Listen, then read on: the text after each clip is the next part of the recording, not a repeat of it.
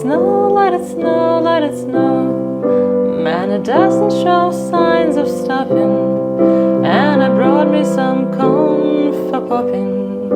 The lights are turned way down low. Let it snow, let it snow. When we finally kiss goodnight, how I hate going on in a storm. But if you really hold me tight, all the way I will be warm. The fire is slowly dying, and my dear, we're still goodbying. And as long as you love me so, let it snow, let it snow, let it snow.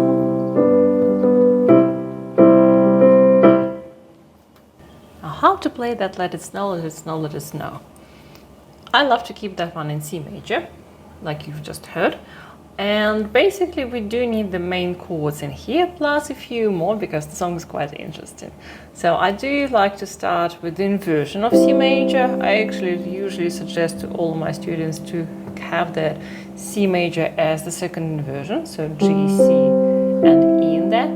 And you can actually have, you could play the chords only once, with adding some rhythmical plays on longer chords sometimes. So what do I mean by this one? So for instance, let's take the first line. So, or the weather outside is frightful. You have 3 chords in here, so, and two of them are exactly the same. So you've got C major, G7, and C major. And if you do use that second inversion of that C major, see how easy it is. You've got C, G, C, and E in your right hand. Then afterwards in your left hand is just the bass, which is a C. Then afterwards you switch to G7, and over here, the only thing that you need to do is just move your hand, your whole hand with that particular position, with that particular shape of the chord, just downwards. And it's going to be F, B, and D, and that's exactly how I suggest to play 7 chords there, because it's like a G chord, and then you just push it downwards here. One note from the main one, and a G becomes an F, and you will have that G in your bass for accompaniment, so you don't have to worry about playing that G with your right hand as well. And then you go backwards, so it's very simple. And that's the base of it, isn't it? It's so simple.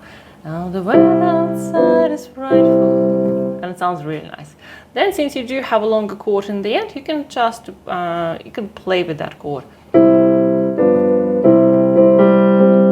You can add a couple of variations to this one. So usually I do like to play the chord and then do something, whatever comes to me, with the bass, and then I just split that chord into the bass note and something on top.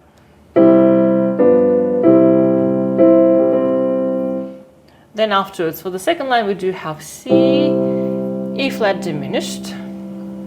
I like to add the 7s to it, because with the 7s we do have for diminished 7 actually ending at that one with the C, so it's E flat, G flat, A, and C. And since my hand has already been here, I will just play 2 notes with my right hand, which is A and C, and for my left hand I will just go to E flat and G flat. So simple, take a look.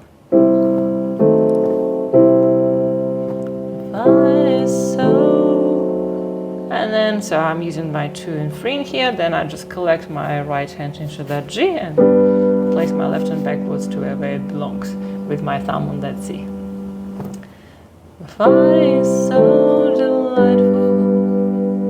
Then afterwards that one is easy, so D minor, again I do use inversion. See, I basically build up D minor between my left hand and my right hand, D, F.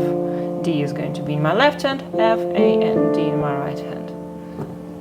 Then again, A7, I do suggest to go upwards. It's exactly the same idea as I had for G7. So you've got your A major chord, and you should know your chords. And then just push that bottom note downwards. You've got your A7. And back to D minor. Again, such an easy change.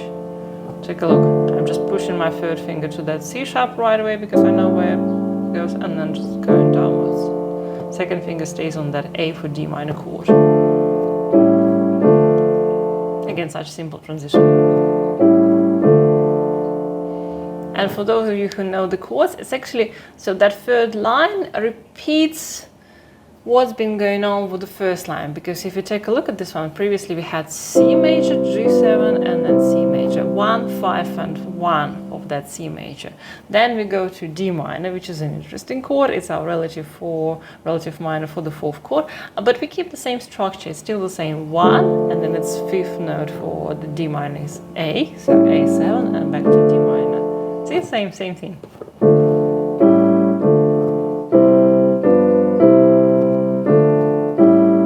Nice, isn't it? I love that. And then after let it snow, let it snow, let it snow. So basically we do have G7 for quite a while, but just so we want to have a little bit more change, so it continues. I usually in that particular case just change the bass note.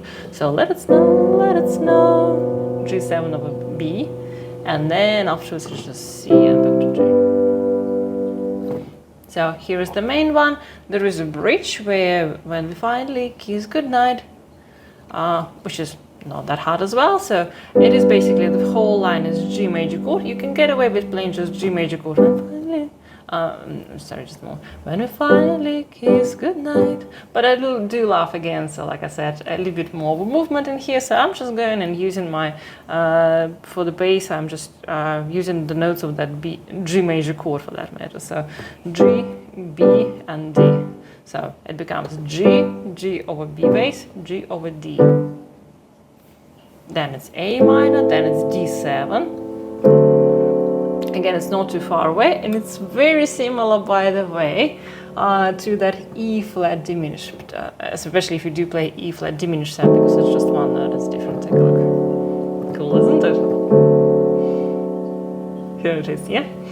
Alright, so D7, I do like to play it like this, again, because I'm very, very close by to this one, so I'll just play it. Because I just came from A minor, which was here, I played the original chord, because I just finished with G major was there, so A minor is very close by, so it makes it easy for me to play that one.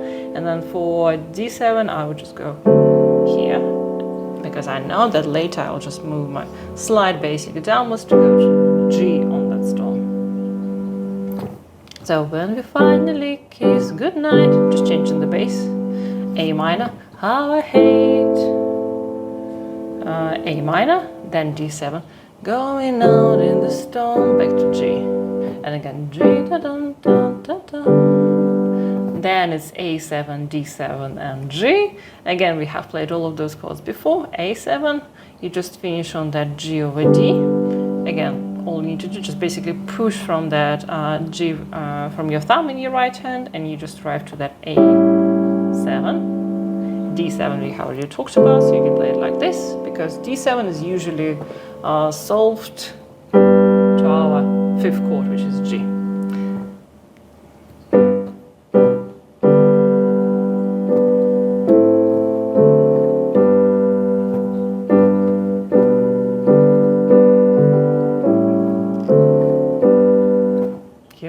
So that's it. So that's the whole song.